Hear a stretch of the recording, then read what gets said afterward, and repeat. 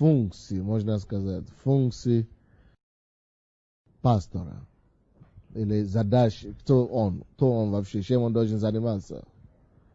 Я помню, когда я первый раз читал Иезекииль, там, где написано о неблагодарных, о плохих пасторах, я испугался. Я говорю, Боже мой, откуда мне знать, чем я должен заняться как пастор? Что входит в мою обязанность как пастор? И если вы будете пастором, особенно старшим пастором где-то над церковью, если вы помощник пастор и так далее, это еще неплохо, потому что в основном там пастор старший несет все бремя, или третий пастор. Но если ты руководишь церковь, или если ты будешь пастором, то тебе надо знать, кто такой пастор, кем является, что он должен делать, что Бог ожидает от нас, как пастор, какие наши функции, какие наши роли, что мы должны делать, какие должны быть наши реакции. Не просто, очень многие думают, что пастор, это пастор, значит, я только прихожу проповедовать. То есть ты должен знать вообще, что Библия требует от нас, как от пастора. Я надеюсь, быстро двигаться. Во-первых, пастор это, можно говорить, надзиратель, или как? Да, это как надзиратель над стадом Божьим. Ты должен знать, что если ты пастор, прежде всего ты есть надзиратель над стадом Божьим. Бог тебя поставил здесь на земле, это его стадо, во-первых. Он просто тебя поставил, он бы сам это делал. Он это делает в духовном мире, но если бы он был здесь физически, он бы это делал. Надзирал над своей церковью. Но раз его нету, он выбирает каждого, чтобы поместить пастора, который должен эту роль выполнять. Поэтому ты есть такой пастор, который занимает его место, который делает его работу. Ты есть надзиратель, чтобы надзираться над церковью Божьей. Откройте, пожалуйста, Деяния апостолов 20:28. 20:28. Здесь написано: «Итак, внимайте себя и всему стаду, в котором Дух Святой поставил вас блюстителями, пасти церковь Господа и Бога, которую Он приобрел себе кровью своей». Поэтому прежде всего ты как пастор, или как руководитель миссии, или руководитель служения, ты должен знать, что Бог тебя поставил пасти церковь. Но в том-то и дело, в том-то и проблема. Что значит пасти церковь? Что значит пасти церковь? Об этом мы и говорим. В этом же стихе говорит, что внимайте себе и всему стаду. Это значит, что прежде всего ты должен уделить внимание стаду, заботиться о стаде. Но это тоже абстрактное понятие. Это понятие растяжимое, или как мы говорим. Да, растяжимое, общее пасти стада, или внимайте. Но прежде всего, то, что входит в том, что надзирать над церковью, это прежде всего внимать себе и церковь, и стада. То есть заботиться о людях и заботиться о себе, прежде всего о себе. Это то, что внимайте себе прежде всего. Ты должен внимать себе, чтобы ты не упал. Потому что если ты упадешь, ты разрушишь много жизни. Почему для Бога пастор или человек, который стоит над пастором, он важнее для Бога? Ты важнее, потому что от тебя зависит жизнь многих других людей.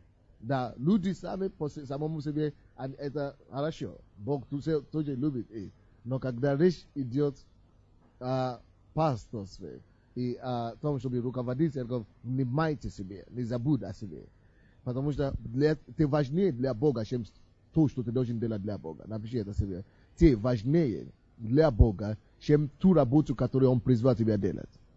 Ты для Бога важнее, чем задание, которое ты должен выполнить для Него. То есть, если ты призван построить церковь 1000-ю церковь, это хорошо, что у тебя 1000-я церковь, но ты важнее, чем этой церкви. Ты для Бога важнее, чем этой задачи. Если ты призван быть евангелистом, который должен спасать миллионов, ты важнее, как личность, для Бога. Бог уделяет внимание. Он хочет, чтобы ты был, чтобы ты уделил себе внимание сначала. Почему? Потому что если дьяволу удастся тебе взять, Бог понимает, что это 1000-ю церковь будет рухнуть. Поэтому Библия говорит, прежде всего, внимайте себе. Прежде всего, ты обязан себе самому внимать. Почему? Потому что дьявол ходит, охотится за нас, против нас, чтобы уничтожить нас. Поэтому ты будешь знать об этом и будь внимательным. Ты наблюдай за собой, сохрани себе, чтобы ты не уничтожил себя физически. То есть будь в хорошем здоровье. То есть не перегрузил себя, не перерабатывал, не иметь слишком много давления физически, чтобы ты, потому что если ты заболеешь, и ты не сможешь выполнить свою функцию, какую толку, что ты там пастор. И если ты упадешь тоже в грех, ты разрушишь много жизней. Поэтому забудь о себе. Очень многие люди не будут это понимать в церкви, твоей церкви даже. Они могут видеть, что ты ходишь, ты едешь на хорошую машину, или ты получаешь хорошую зарплату. И они могут начинать замечать и говорить многие вещи о тебе. Но ты сохрани твое сердце перед Богом. Ты знаешь, что они не знают. Это твое преимущество. Они не знают много чего, что ты знаешь. Допустим, Бог знает, что ты должен прежде всего заботиться о себе. Если ты есть, ты могут спастись. Но если тебя нет, и не то, что не будет, и будущее, кого Бог хочет, чтобы использовать тебе, чтобы спасти, они не спасутся. Поэтому ты важнее для Бога, прежде всего. Сделай что угодно, чтобы себя защищать. Защищать себя финансово, чтобы ты никогда не нуждался, чтобы ты не думал, чтобы эти вторые степени вопросы не украли призвание от тебя. И защищи себе свою семью, защищи себя от соблазна, от заблуждения. То есть внимай себе, как служитель Божий. Это я говорю вам не себе, я проповедую вам, потому что вы будете кем-то завтра.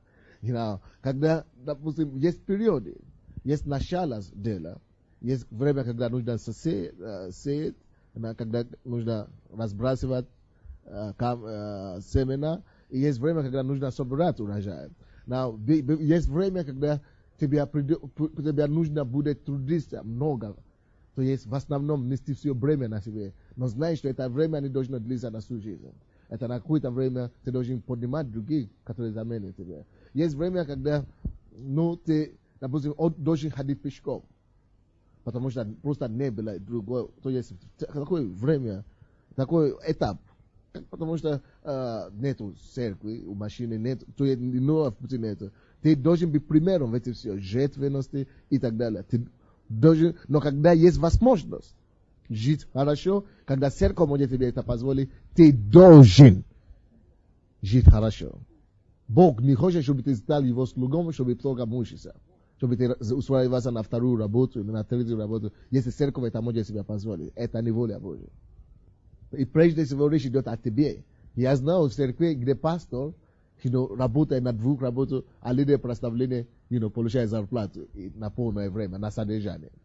Там, где пастор сам не на содержание, а кто-то еще богатый на содержание. Это ерунда. Внимай себе, прежде всего. Вообще-то, если церковь должна быть построена, как по-библейски, на самом деле, должны получать зарплаты в церкви только те, которые есть по-библейски. Сейчас у нас есть администрация, у нас много чего. Но это нормально. И это мы живем в современном мире. Но на самом деле, Бог, в принципе, есть Библия. Должны получить зарплаты, в основном люди, которые трудятся над словом. Преимущественно. Это то, что Библия говорит. Но сейчас ты не можешь только платить только пасторам. Ты должен много чего нужно делать. Аминь. И это нормально. Но не поставь себе на второй план и все остальное на первый. Это не потому, что ты любишь себя или ты эгоист. Просто потому, что это библейский. Это библейский. Допустим, я помню, было время, когда я не мог даже попасть в церковь, потому что у меня не было машины. Я не мог попасть в церковь. Я даже не мог добираться. Я говорю, однажды было такой случай. Я вспоминаю это день. Снег. Такси не остановили. У меня даже не было денег на такси. И не было автобуса. Я должен проповедовать. Я вышел с 5 часов, чтобы добираться до Раска. Там только 30 минут. Я не мог добираться. И я говорю, Господь, где, сейчас собрание начинается, где скажет пастор попал? Где он? Собрание начинается, и пастор один. Ну, представляешь, куда он делся? Я же отдел. Ну, где он? Представляешь? И такую ситуацию не должна быть. И не должна продолжаться долго у тебя.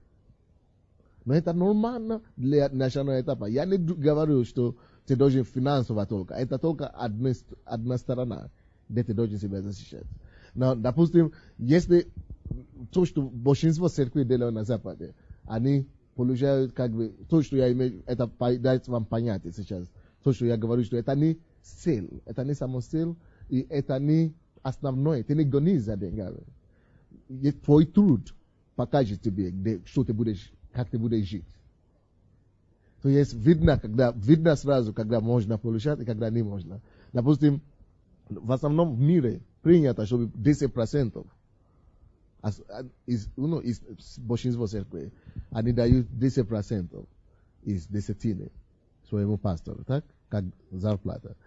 Но, представляй, если у тебя есть церковь 100 человек, и 10% получается, ну, может быть, в месяц, может быть, $200. Значит, ты получаешь, допустим, сколько? $20 в месяц. Не надо тебе сказать, что ты должен работать в это время. Потому что ты не веришь на это 10%. Если церковь не может себя больше 10%, $20, значит, ты сам знаешь, что ты должен работать. Не надо тебя проповедовать. И надо тебе быть духовным, что я пастор, платите мне больше. Нет, насколько ты потрудился, дорогой. Но если у тебя церковь, если, допустим, у тебя церковь будет больше, и вместо $20, допустим, $2000 собирают в месяц. Получается, десятина сколько получается? Уже 200. Это уже другое. Ты имеешь право. Почему я имею право? Потому что я вчера получил 20. Когда у меня было 200 человек в церкви. Или 200, это самое, приход. И теперь я поработал дальше. Церковь выросла больше. У меня сейчас $200. Я имею право, жалуюсь даже Богу. Но жалуюсь даже Богу. Только 10% я получил вчера. То же самое я получал сегодня. Я не получал больше. Процентом отношения. То же самое. Я имею право. Это плод, молодец. Это уже плод твоего труда. А это уже не моя вина, что я хорошо потрудился. Или ты плохо потрудился. Это твоя проблема, дорогой. Это уже плод. Это ничего не меняется. То же самое то, что я получил. Почему количество меняется? Потому что я потрудился больше, плода больше, я посеял больше, наверное. Я пожинаю больше. То есть это пример. Только чтобы вы знали, допустим, когда, чтобы не попали в крайность, я должен защищать, поэтому я беру всю пожертвование церковь. Ты сам будешь знать, где ты потрудился, где еще нет. Где ты достоин это получить, где ты еще нет. Амин? Но, кроме того, что ты внимаешь себе как служитель, второй, ты должен внимать стаду, можно сказать как. Да, ты должен все твое, ты внимаешь себе, и ты должен таким же ревностью внимать стада твое. Стада, это не просто лидеров, это все стада. Но мы вчера, в прошлый раз говорили с вами о том, что стада, это хорошо, что внимаете стада, заботитесь о стаде, но не просто абсурд, это нужно иметь мудрость тоже. В прошлый раз, кто был, видите эти 4 категории членов и стада, и как кому уделять время. Это тебе поможет, чтобы сохранить свое время, сберечь тебе и твое время, и чтобы действительно быть более эффективным служителем. Амин. То есть разные стада, разные категории членов церкви имеют разные нужды. Некоторые имеют нужды в просто любви. Некоторые имеют нужды только в улыбке, пастора. Некоторые имеют нужды только в прикосновении, пастора. Некоторые люди имеют только в хорошие слова, пастора. Некоторые люди имеют нужды в объятии, пастора. Некоторые люди имеют нужды только в проповеди, в слове, пастора. То есть, внимай, ты должен иметь, Бог даст тебе мудрость, как это делать, чтобы внимать стаду, и чтобы по какой-то мере организоваться и давать каждому то, что ему понадобится. Можно посмотреть тоже 1 Тимофей 5:17. вчера на проповеди я говорил о том, что молитесь, потому что люди говорят, что уже спорятся за место, да? Что-то такое. Это я говорил специально, и я говорю это сейчас за духовный совет, потому что я знаю, что этого нет. Но просто люди приходят ко мне из церкви, я это говорю, чтобы просто прекратить разговоры. Ну, плоские мысли. Представляете? Это слишком грязно. Знаете, когда они пришли ко мне, они, пастор, кто-то сидится на ваше место. Или люди говорят, что они уже дерутся за ваше место. Мне хотелось, если честно, их нету здесь. Ну, хорошие люди в церкви. Мне хотелось их просто... это слишком мирской разговор. Но когда ты говоришь, это я могу вам сегодня сейчас говорить. Но вчера я не мог так сказать в церкви. Я думаю, это ласково, так, чтобы не обидеть никого. Они же меня вроде бы защищают. За меня переживаю. Поэтому я просто вчера общую фразу говорю, чтобы никто не говорил, что дерутся за место. Но на самом деле, то, что я чувствую, я вам сейчас говорю, на самом деле, как я чувствую, это, даже если это так, я не хочу верить, что это так. Я думаю, что они просто не понимают, они же все. И они думают, что то, что они видят, это все показывает, что люди дерутся. Но я не верю этому. И я думаю, что это слишком мирское и менское, даже думать об этом. Я даже не могу думать об этом. Потому что, даже если кто-то так делает, я бы думал, что нет. Потому что я так не делаю. Я думаю, что кто-то другой так делает. Амин. И мы слишком взрослые, чтобы понимать, что возвышение не идет от человека. Возвышение не идет с севера или от юга, или от востока, или от пустыни. Возвышение идет от Господа. Поэтому мы слишком, что есть, они же это не понимают. Мы это понимаем, как духовные люди. Мы знаем, что мы не деремся за это, поэтому мы ждем Божье время. Короче, я им, конечно, пытался как-то сказать, они говорят, не, мы видим, мы знаем. Хорошо, окей, все. Вы, конечно, знаете. Такие люди, они, конечно, много знают. Короче, что там? 5:17. Достойно начальствующим пресвитерам должно оказывать сугубую честь, особенно тем, которые трудятся в слове и учении. Я просто решил дать вам это место Писания, чтобы подтвердить то, что я уже говорил. Так что по Библии, да, сугубую честь даже там, то, что написано, это на английском обозначает двойное, как бы, честь. Так, если дословный перевод, это значит оказывать им, тем, которые особенно трудятся в слове и учении, двойное честь. То есть они должны получить 2 раза, как минимум, больше, чем обыкновенные люди получают. Да. В библейской школе, да. Он говорит, аминь. Я понял. Хорошо. Второй, кто должен делать пастор? Второй, он должен быть кормилец. Можно так сказать?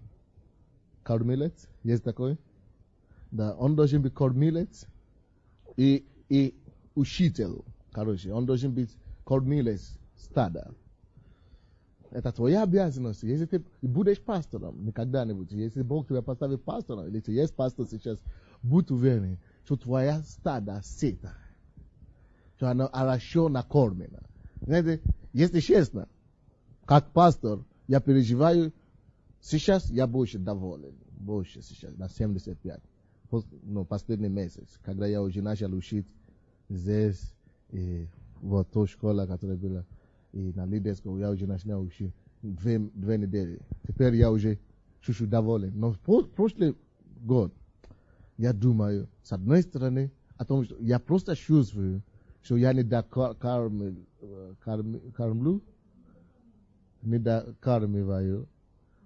стада. Лично я имею много чего, можно давать. Я говорю, что у меня тетради откровения, где я пишу. Есть, наверное, 1000 проповедей там. И только одну тетрадь я могу говорить, что закончить еще 2 такие тетради, 3.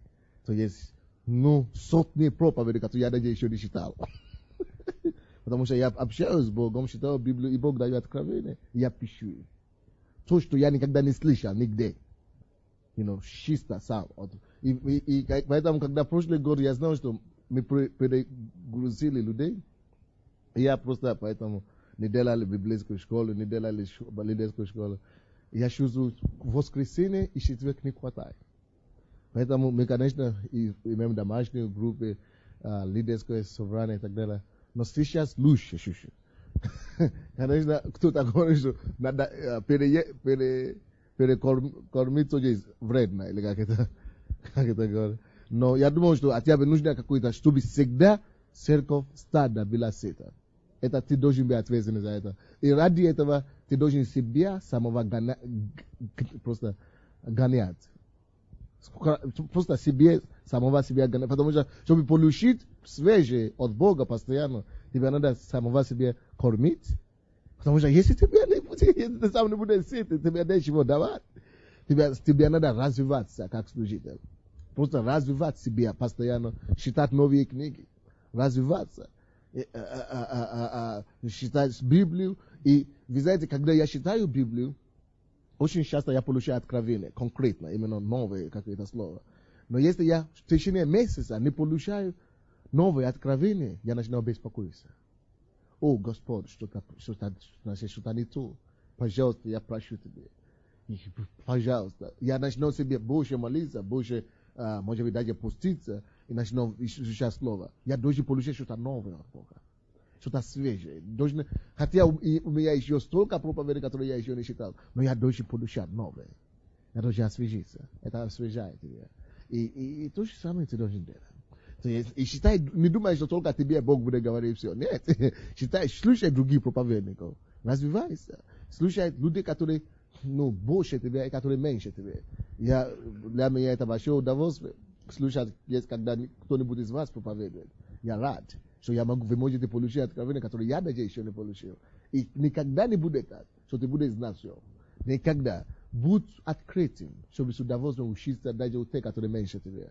Будь открытым, будь простым, чтобы слушать других проповедников и учителей слова. Чтобы ты мог давать твоим людям разнообразные пищи. Балансированные пищи. Откройте, пожалуйста, Евангелие от Иоанна. 21:15. Евангелие от Иоанна. 21:15. Вы знаете, очень многие люди уходят из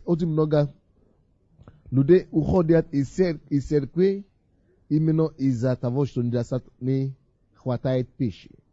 Или то, что пищи там слишком уровень не то, да. Я знаю, что из одной церкви, крупной церкви в городе, на прошлом году особенно приходили к нам очень много людей. Потому что, есть такие люди, которые считают, они говорят, мы уже в церкви. Как только что они достигают в церкви, 2-3 года, они уходят. Потому что они говорят, то, что мы слышали в прошлом году, это то же самое, что новые приходят, пастор хочет кормить их и забивает о нас, которые уже знали. Да. Мы тоже хотим получать откровение. Но я лично предпочитал бы кормить старших, которые уже там, давать на их уровень, чем давать на уровень тех, которые только приходят. Но то, что я делаю, чтобы не огорчать тех, которые только приходят. Если вы заметите, в последнее время, когда я начинал проповедовать, не здесь, а в церкви, я начинал проповедовать и начинал как бы вступление какое-то, или видение какое-то. Но основное, я проповедую, допустим, сегодня на теме, допустим, о блуде, допустим, да? Я считаю об этом, но до того я начинал объяснять, что в Библии есть разные грехи, допустим, Деяния апостолов, даже когда была первая церковь, одна из вещей, которые сказали не делать, это не кушать то, что пожертвовано идолам, и чтобы не блудиться, и так далее. То есть это все было, это еще не проповедь.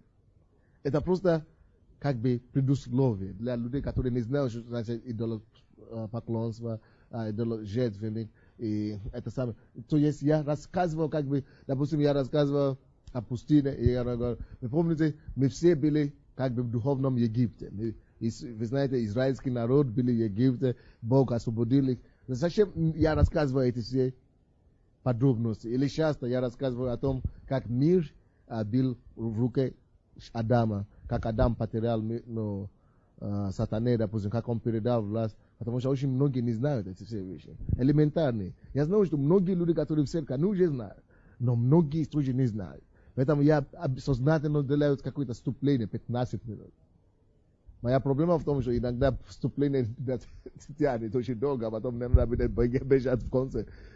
Но, короче, просто потому что много новых приходят. Иногда я делаю вступление такое, а потом основные проповеди. Вот теперь мы начинаем проповедь. То есть, что-то такое. Если вы очень внимательно следили, вы бы видели, что есть такое. Вот. Но лучше подстраиваться не под тем, которые только что приходят, а под тем, которые уже есть. Под уровнем тех, которые уже твоих лидеров. Ты корми их. Будет доходить как-то до новый. Но, конечно, можно им давать такие, чтобы просто им давать. Короче, 21 глава, 15 стих от Иоанна. Когда же они обедали, Иисус говорит Симону Петру: Симон Ионин, любишь ли ты меня больше, нежели они? Петр говорит ему: так, Господи, ты знаешь, что я люблю тебя. Иисус говорит ему: паси агнцев моих. Паси агнцев. Кто знает, сколько раз он говорит это? А? Да, 3 раза. То есть это очень важно для Господа. Паси. И один из очень лучших способов, как можно паси овец, это учить, конечно, через слово. 2 Тимофей 2:15 тоже. 2:15 говорит: старайся представить себя Богу достойным, делателем не укоризненным, верно преподающим слово истины. Я говорил об этом, что работай над собой. Развивай себя, чтобы ты мог тоже что-нибудь давать людям, что-то хорошее давать людям, разнообразное. 1 Тимофей 3:2. Но епископ должен быть непорочен, одной жене муж, трезв, целомудрен, благочинен, честен, страннолюбив и учителен. Знаете, если вы заметили меня, что я вообще-то больше проповедник, люблю больше проповедовать. Если по содержанию проповеди, вы заметите, что я больше учу, особенно в церкви. Я больше учу. Почему? Но по натуре, по естеству, по темпераменту, вы видите, что я больше проповедник, правда? Заметили это? То есть, проповедовать для меня это как естество, это как вода льется просто. Как природа, да. Я могу, когда мы были в Минске, братья, когда мы проповедники собираемся ездить куда-то, нужно кому-то сказать что-то. Они говорят, пускай брат, они поднимите, просто говорят, потому что можно меня просто разбудить со сна и дать микрофон. И будет что сказать, то есть некоторые, которые думают, то есть просто льется. Поэтому, когда мы приходим куда-то, надо кому-то говорить, они говорят: мы знаем, что тебе надо думать за какое-то слово. Просто иди возьми микрофон. Автоматически что-то всегда есть говорить, короче. И это как проповедник. Вот. И не просто говорить что-то, а всегда говори хорошо и помазание. Но, то есть, я могу проповедовать. Я люблю проповедовать, пока у меня не получилось проблема в животе. Но в церкви я обнаружил, что хорошо проповедовать, когда церковь, нужно ободрить церковь, да, когда нужно поднимать, когда нужно... Но больше всего, если ты пастор, я не хочу огорчать проповедников, но если ты пастор, больше всего в церкви нужно учение. Да. Потому что проповедь может зажигать их, ободрять их, чтобы утвердить их, укоронить их, нужно трезвее учение. И твои учения, не просто быть учитель, потому что написано, должен быть учителем. Или как там? Учителем. Ты должен быть учителем. Хорошо, что ты пастор, хорошо. Но кроме всего всех других способностей, ты должен быть учителем. И не говорит, что я учитель, и учи по конспектам. Видите, как учителя приезжают к нам. И говорят, ты не должен превратить себя в мертвого, это самого, словоеда, или как это буквоеда, который просто говорит без помазания, без интереса, который ложит людей спать.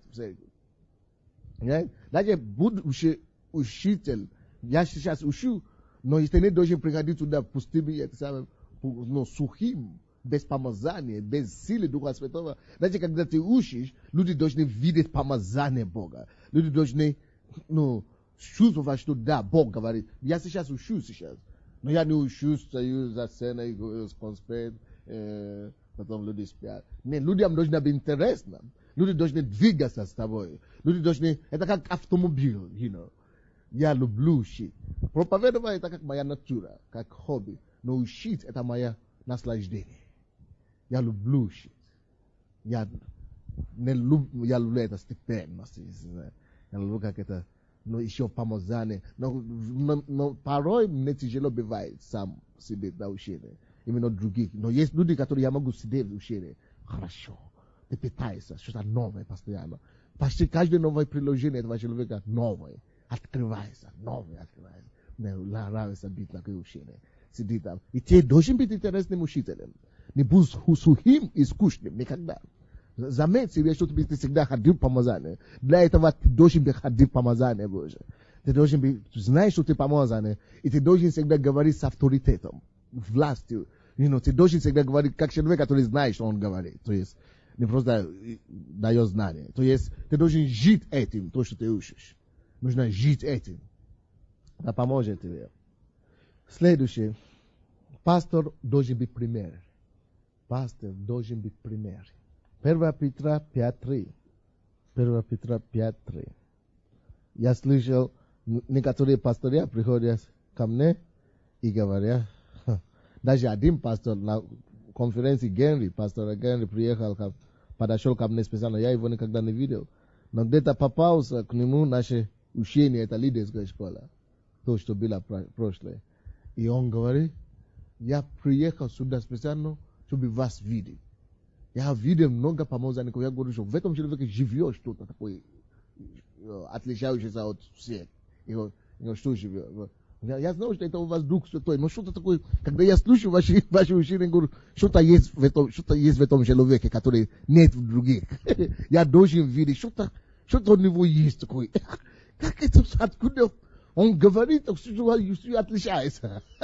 Я уже слышал. Он говорит, я сижу, с утра до вечера, я закрываю себя в комнату, я где-то 20 чем-то ваши кассеты, а потом все лидерские, когда нужно что-то сделать, я закрывал себя в комнату, только слушал ваши учения с утра до вечера. Я был сам ободрен чуть-чуть.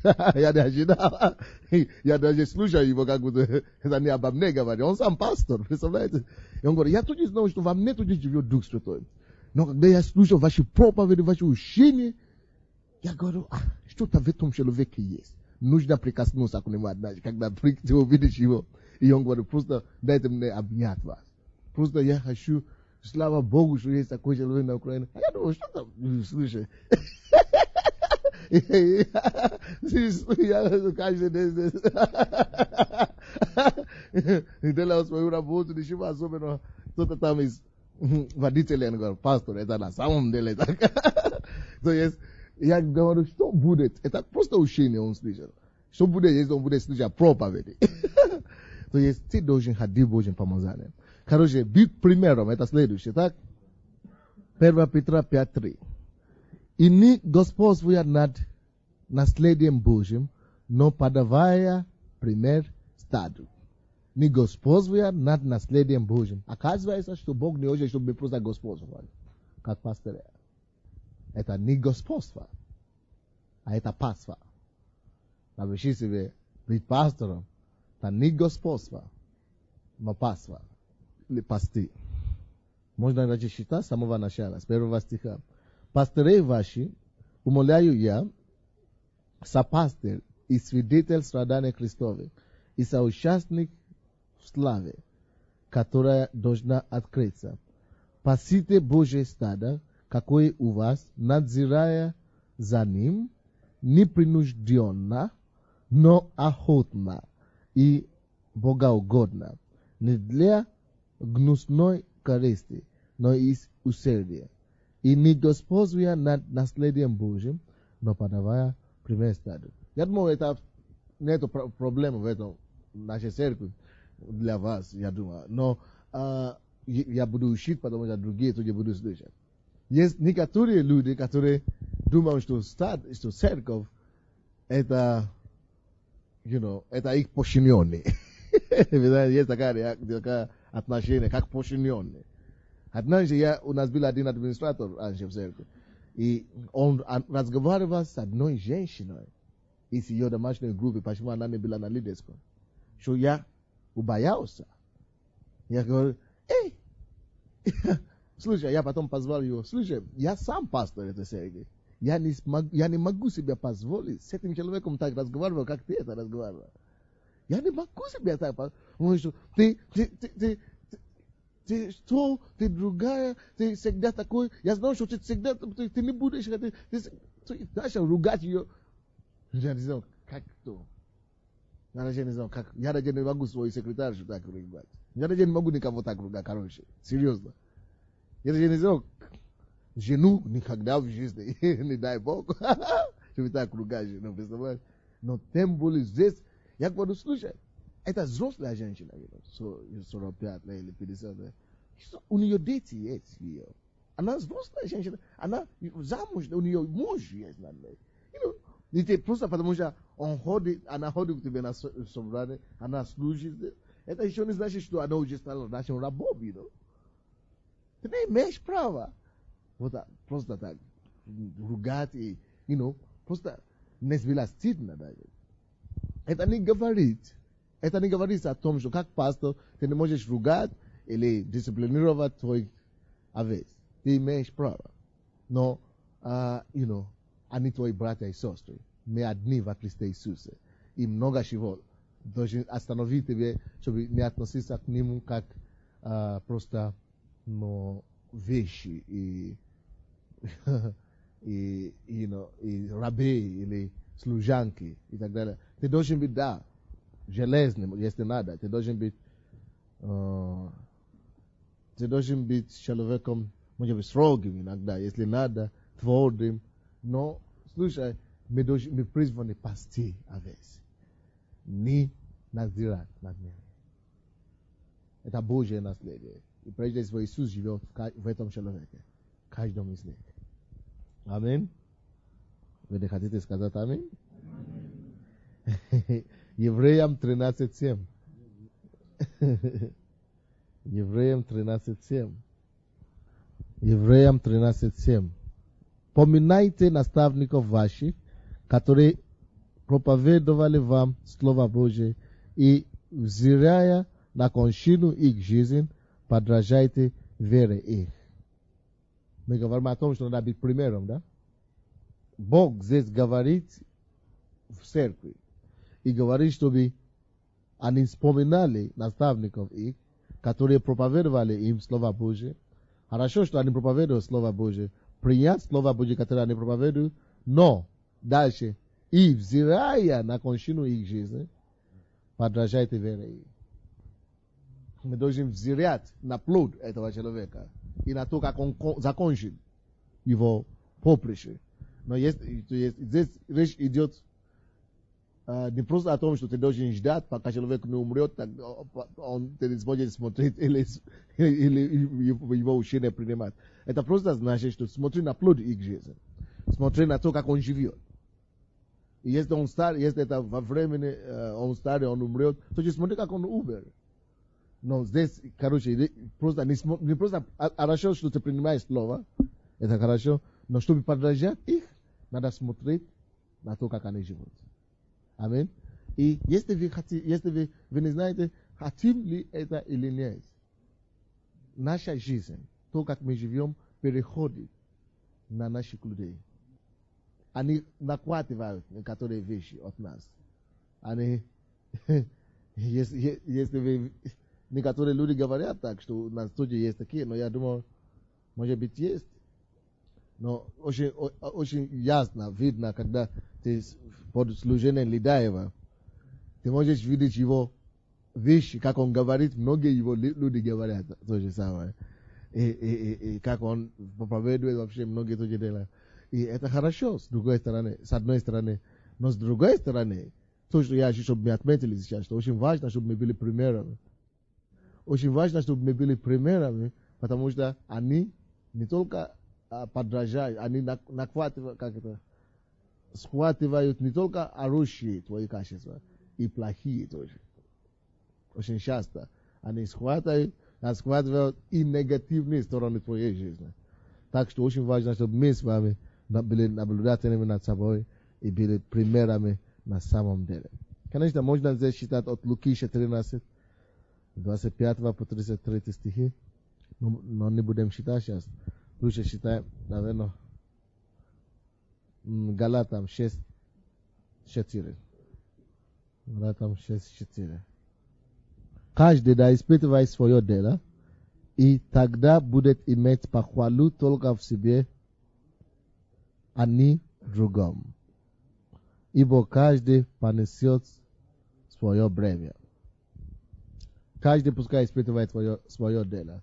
Очень важно, чтобы мы как лидер всегда проверяли себя, потому что мы должны быть как пример стада. Вы помните 1 Тимофей, по-моему, 4:12 или как? Да. 4:12. 1 Тимофей 4:12. Никто да не пренебрегай юность твоей, но будь образцом. Это то же самое слово, как пример. Будь образцом для верных в слове, в жизни, в любви, в духе, в вере, в чистоте. Я могу проповедовать по 30 минут или час о каждом из этих вещей. Но я хочу, чтобы вы сами посмотрели потом. Быть примером для верных в слове. Можно проповедовать целый день, только с этого стиха. В слове, в жизни, в любви, в духе, в вере, в чистоте. Это важно, чтобы мы были примером. Следующее. Если ты пастор, и ты, допустим, ответственный за стадо, важно, чтобы ты был трудоголиком. Важно, чтобы ты был делателем. И вообще, если ты лидер и служитель дела Божьего, очень важно, чтобы ты был делателем. На Евангелие от Матфея, 9 глава, 36 по 38, который там написано, что Иисус говорит, молите Господину жатве, чтобы Он выслал кого? Делателей на ниву свою. Потому что мало жатвы много, а делателей мало. Церкви по всему миру хватает проповедников, хватает учителей, хватает служителей, хватает то угодно, верующих хватает по всему миру, но не хватает делателей. Не хватает делателей. Люди, которые могут делать вещи. Не просто получать приказы, не просто, выполнять какие-то указания, но Бог именно просит, что молитесь. Не просто за очередных проповедников молитесь. Не просто за очередных учителей молитесь. Пожалуйста, жатвы много. И я прошу вас, молитесь за делателей. Но мы катастрофически нуждаемся в делателях. Люди, которые увидят нужду, не дождутся, пока ты скажешь им, иди делай. Которые просто увидят и делают. Вот те люди, которые нужны в Царстве Божьем сегодня. Он говорит, что молите Господину жатвы. Не чтобы он выслал евангелистов побольше, басика, таромосо. Но он говорит, молите Господину жатвы. Чтобы он выслал делателей. Братья, мы так нуждаемся в это, особенно в нашей церкви. Люди, которые будут делать, потому что есть нужда. Люди, которые увидят, которые просто смотрят и ищут, что делать для Господа. Люди, которые будут творить и делать, и совершить это дело до конца.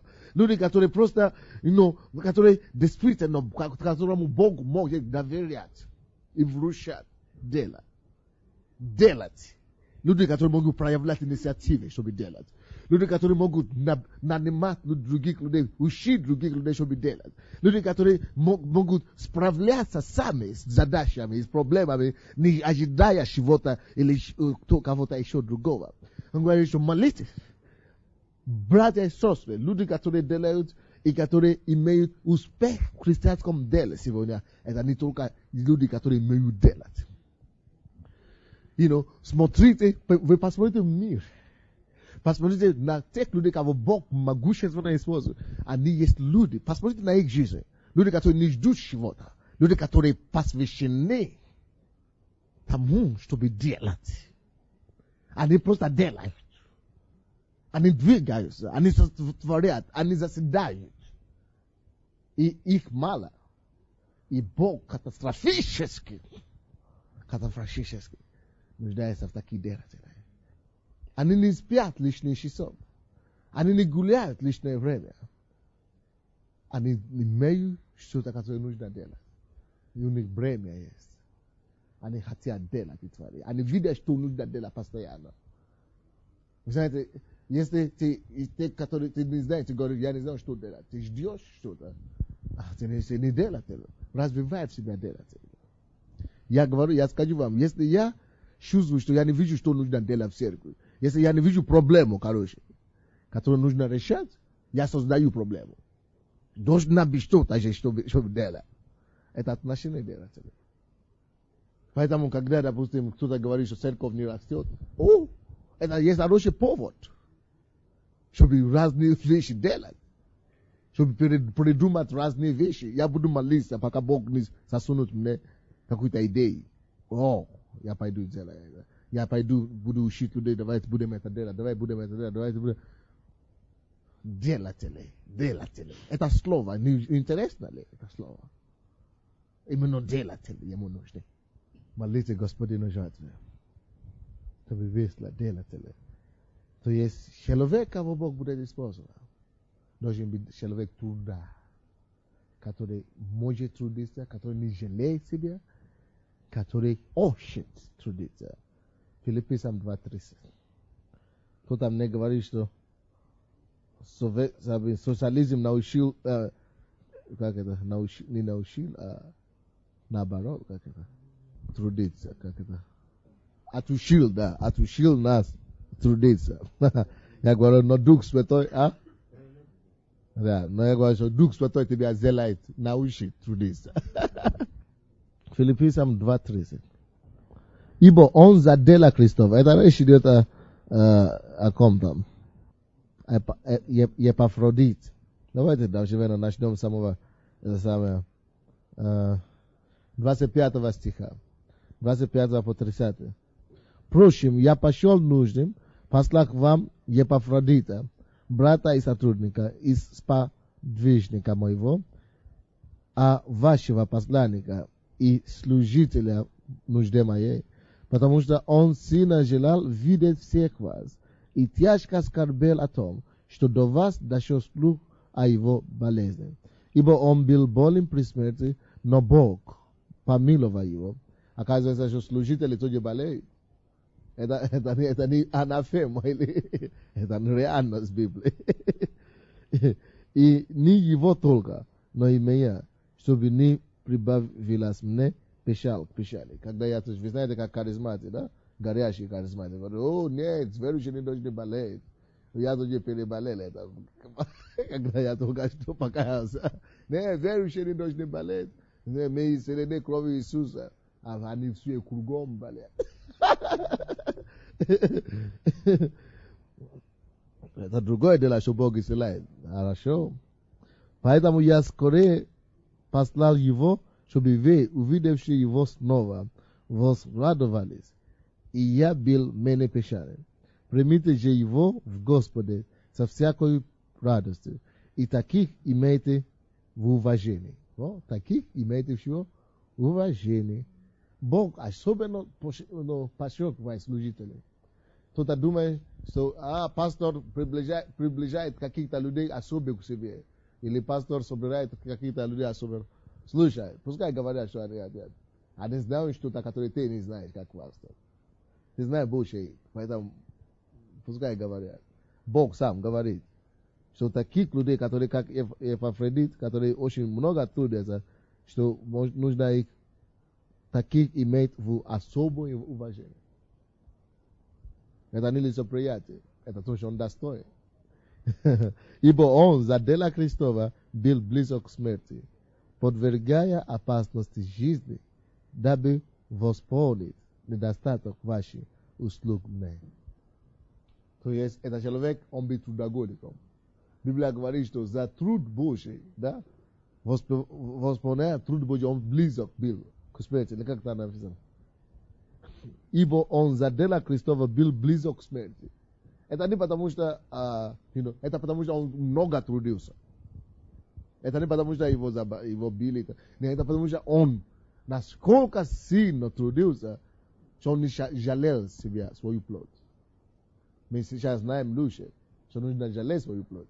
Но принципе остается то же самое. Чтобы мы должны быть человек, который будет иметь успех огромный в деле Божьем, должны быть человеком, который действительно трудится много. Павел был таким человеком. Тимофей, Эпафродит и другие люди. И я думаю, это плюс для любого служителя, который научится трудиться. Это неплохо, это хорошо. Конечно, лучше со временем, чтобы ты перепоручил это все другим людям, большинство твоих дел, но все равно человек, который действительно есть делатель, он будет находить другие дела, которые нужно делать. Хотя он поручил эти, то, что он раньше делал другим, но у него всегда открывается новые вещи, которые нужно делать. Он всегда есть труженик. Следующее. Конечно, если вы хотите, можно написать притчи 12:24 и исход 18:22. Значит, я возьму еще одно качество, и мы сегодня закончим. Пастор должен, как вам сказать, уметь работать с командой, можно так сказать. Если ты пастор, научись работать с командой, формировать команду. Потому что в одиночку ты мало чего можешь достичь. Как бы ты не был помазанным, лучше, чтобы ты научился твои лучшие качества влаживать твоих людей. Твои лучшие качества вкладывать в них, влаживать в них, чтобы они могли нести с собой бремя.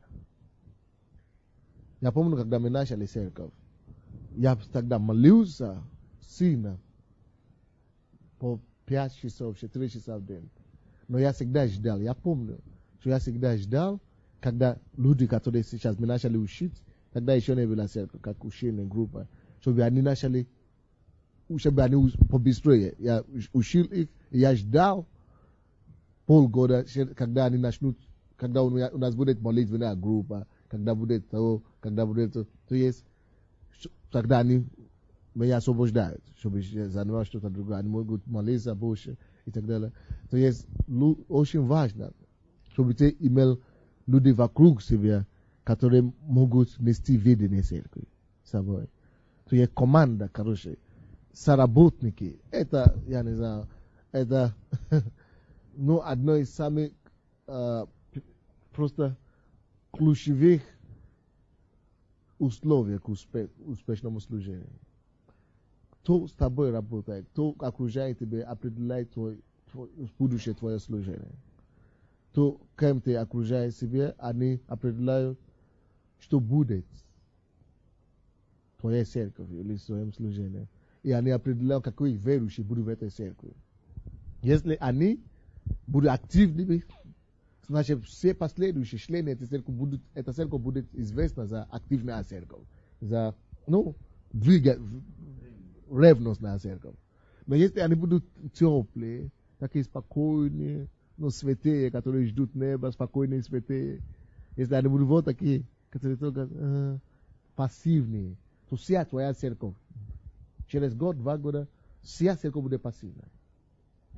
Поэтому я лично, когда я начинал церковь, Сейчас я это не так сильно делаю. Но я хочу вам это сказать, чтобы вы не пустили это ваше служение.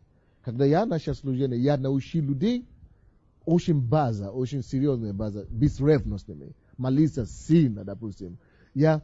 Когда мы приходим в церковь или на собрание, я заставлял их молиться сильно, громко.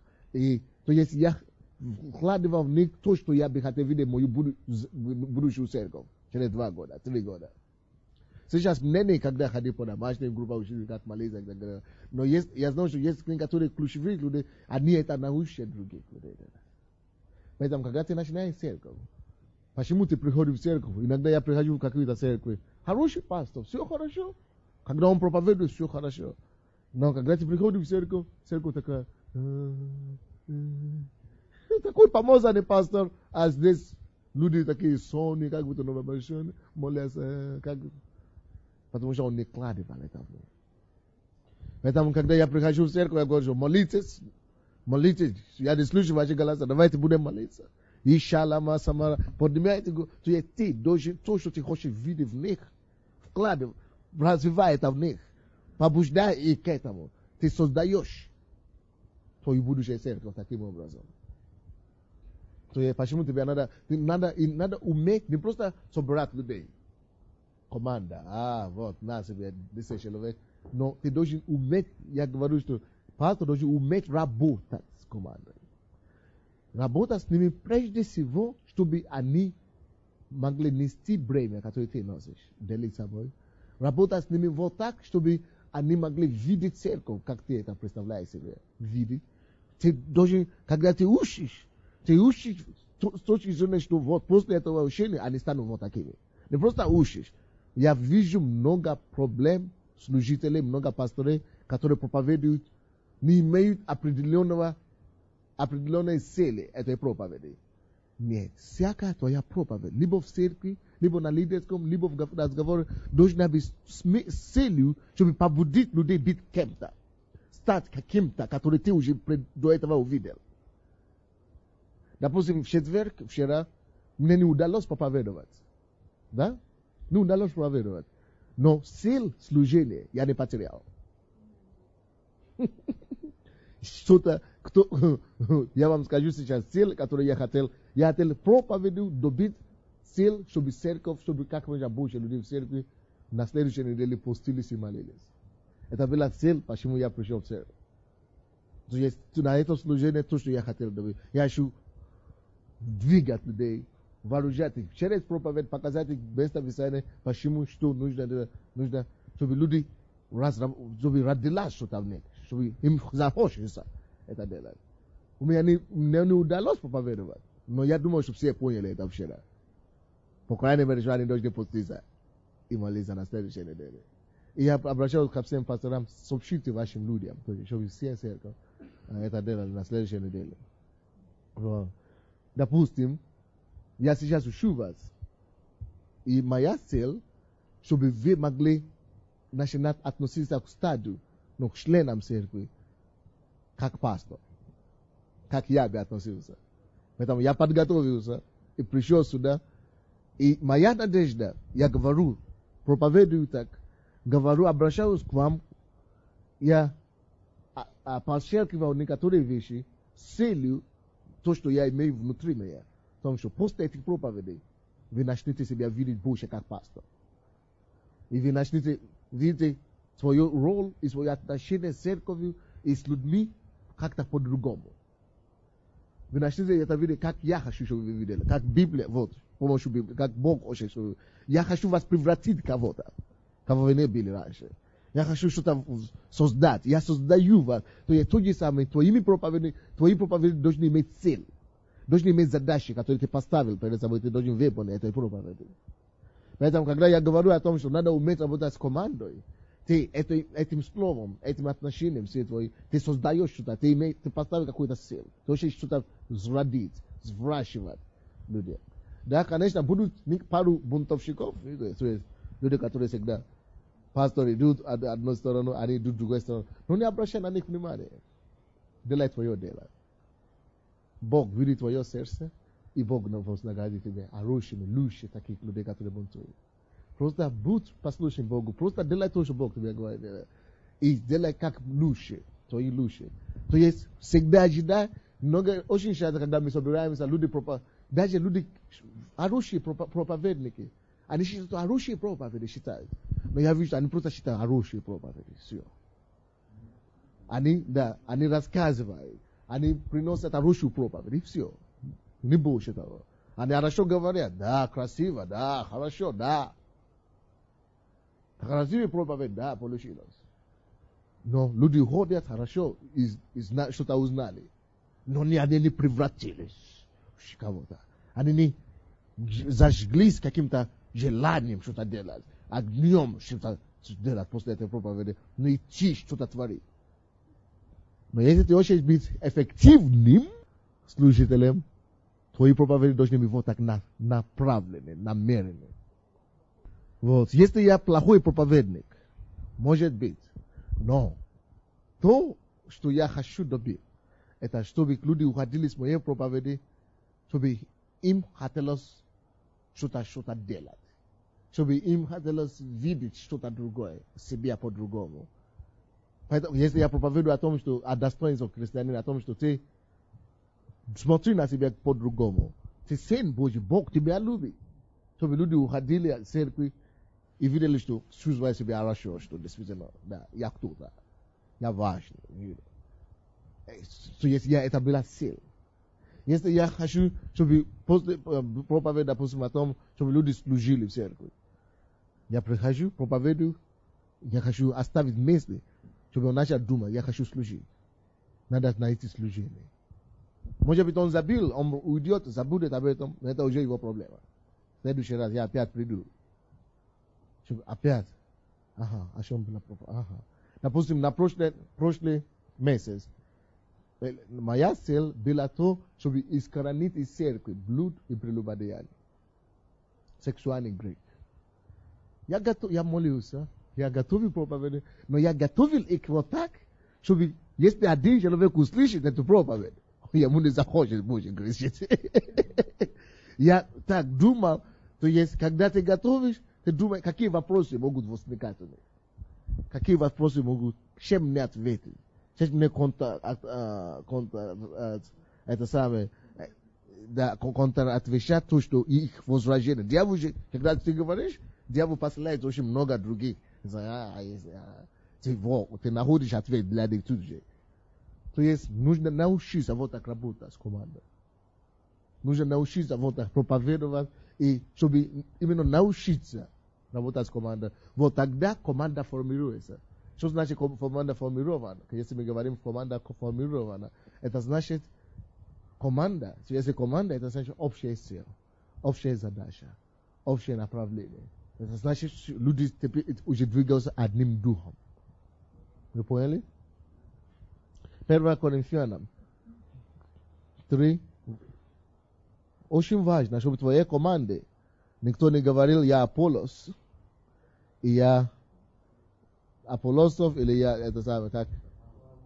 Павлов, да. Очень важно, чтобы люди, это была действительно команда. Чтобы люди двигались одним направлением, одну цель и так далее. Но это от тебя зависит. Как это делать? Вот уж я уже вам рассказывал, как это делать. Шерить твои слова, твое общение с ними, имей силу. 1 Коринфянам 3, 8, 9. Так, нет, извините. С 5 стиха по 9 стих. Так, с 5 стиха давайте будем читать. Кто Павел, кто Аполлос, они только служители, через которые вы уверовали. Так? И притом, поскольку каждому дал Господь. Я насадил, Аполлос поливал, но возрастил Бог. Поэтому и насаждающий, и поливающий есть никто, а все Бог возвращающий. Насаждающий же и поливающий суть одно, но каждый получит свою награду по своему труду. Ибо мы соработники у Бога, а вы Божья нива, Божье строение. 3 стиха. Потому что вы еще плотские, ибо если между вами зависть, споры и разногласия, то не плотские ли вы, и не по человеческому ли обычаю поступаете? Ибо когда одни говорят, я Павлов, а другой, я Аполлосов, то не плотские ли вы? Во. Это отец сказал. То есть люди должны быть, и 1:12 то же самое. Люди должны быть сплощенные. Но это от тебя зависит, как пастор, как старший. Ты это определяешь. Ты должен создать такую атмосферу. Ты должен создать такую церковь, и такое общение с лидеров, и служителей и так далее. Да, ты будешь иногда видеть проблемы.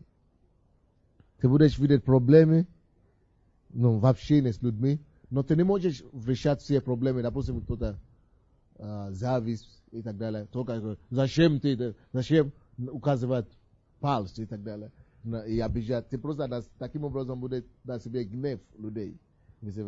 Но ты должен создать. Поэтому я говорю, что команда, то есть чувство, работать, уметь работать с командой. Если ты приходишь в команду, начинаешь все обвинять, и на все указывать пальцем, все будут просто обижены на тебе.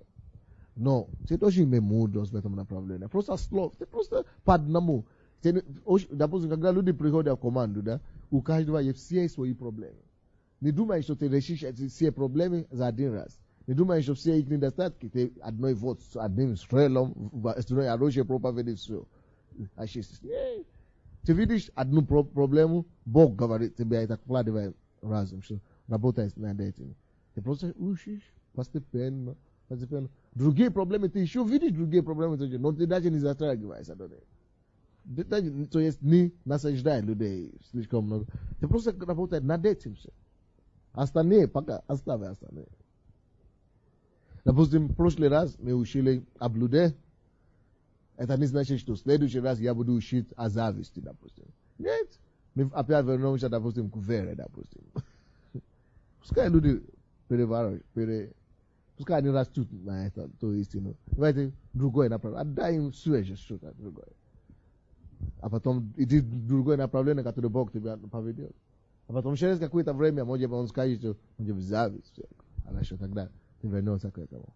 То есть не надоедай людей своими этими попытками изменять. Ты сам все равно не изменишь людей. Доверяйся Богу и просто будь водимым Духом Святым. Потому что если ты разогнешь твою команду, ничего у тебя не получится. Притчи 25:11. Золотые яблоки в серебряных прозрачных сосудах. Слово, сказанное прилично. Или слово, сказанное во время. Это очень важно, чтобы ты... То, что я говорил сейчас только что, да? Вот вам подтверждение. Золотые яблоки. Слово, сказанное во время или прилично, это как золотые яблоки, серебряные прозрачные сосуды. Очень красиво выглядит. И полезно. Аминь. То вы можете мне перечислять, какие должен быть пастор, какой должен быть пастор, какие его задачи, можно сказать. Первый, он должен быть назирателем. Себе внимание, это уже подробности. Он должен быть надзирателем. Так? Это значит внимать себе и стада. Следующее. Кормильцем должен быть. Так? Дальше. Это значит, он должен сам учиться, получать, а потом и давать побольше. Будь уверен, что стадо сытое, хорошая пища. Следующее. Он должен быть примером. Очень важно тоже. Следующее. Как? Трудоголик. Вы так и написали, да? О, так точно дойдет. Так точно дойдет, да? Короче, он должен быть делателем. Он должен быть трудоголиком. Я не знаю, если это вам нравится. Но это просто я уже использую такой термин, чтобы просто дошло. То я это, наверное, не разговорный язык. Да? Да? Хорошо. Тогда следующее. Как? Вот. Уметь работать с командой. Формировать это одно из целей, но? Вообще, уметь работать с командой. Будьте благословены.